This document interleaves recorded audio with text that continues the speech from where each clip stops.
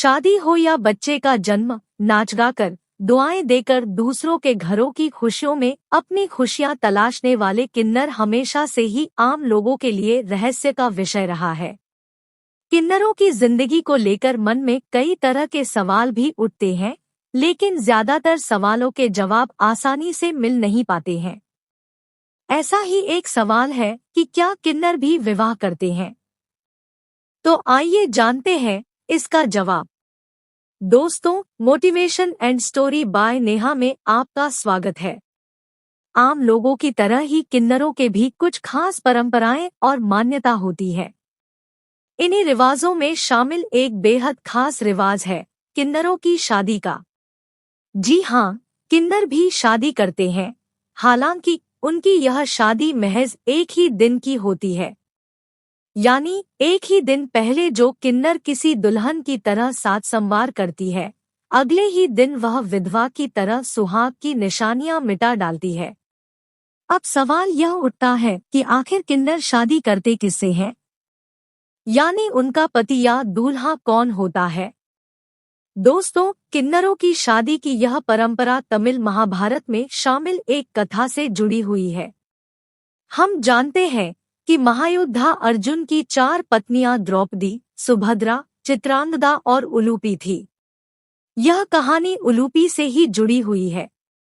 उलूपी नागकन्या थी।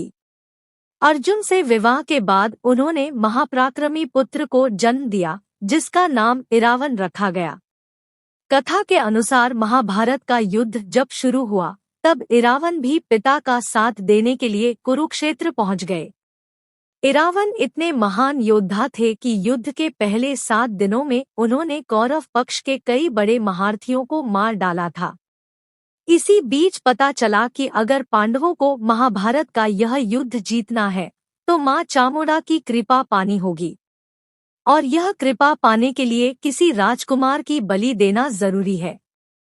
कथा में बताया गया है कि बलि के लिए कोई राजकुमार तैयार नहीं हुआ, लेकिन जब इरावन को इसका पता चला तो उन्होंने अपने पिता अर्जुन से कहा कि वह स्वयं को बलि देंगे।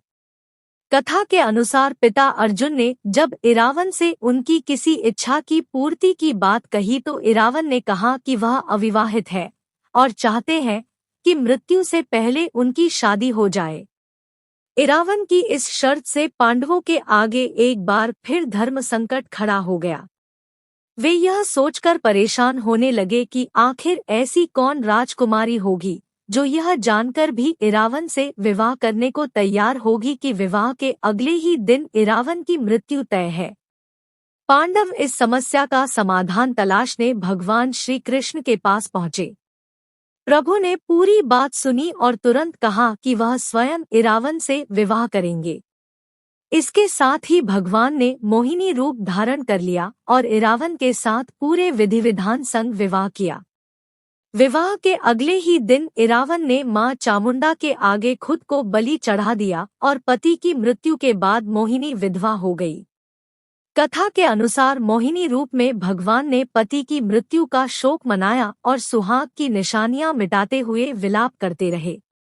समय के साथ इरावन और मोहिनी का यह विवाह किन्नरों की परंपरा बन गया। क्योंकि मोहिनी भगवान श्री कृष्ण का ही स्त्री रूप थी, यानी उनमें स्त्री और पुरुष दोनों के ही गुण थे, इसलिए किन्नर स्वयं को मोहिनी रूप में मानते हुए इरावन को ही अपना पति मानकर उनसे विवाह करते हैं। हर साल तमिलनाडु के विल्लुपुरम में कूवगम गांव में स्थित इरावन मंदिर में विशेष आयोजन होता है। 18 दिन के इस पारंपरिक विवाह समारोह में देश भर से किन्नर पहुंचते हैं। पहले 16 दिन विवाह की तैयारियों के साथ खूब उत्सव मनाया जाता है। 17वें दिन किन्नर दुल्हन की तरह सजती हैं,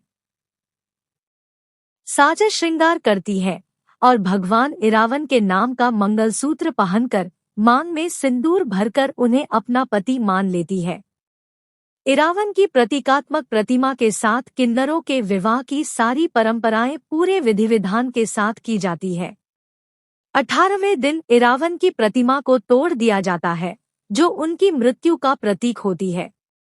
पति के निधन के बाद किन्नर अपना श्रृंगार उतारकर सफेद साड़ी पहन विधवा के रूप में आ जाती है और शोक मनाते हुए विलाप करती है।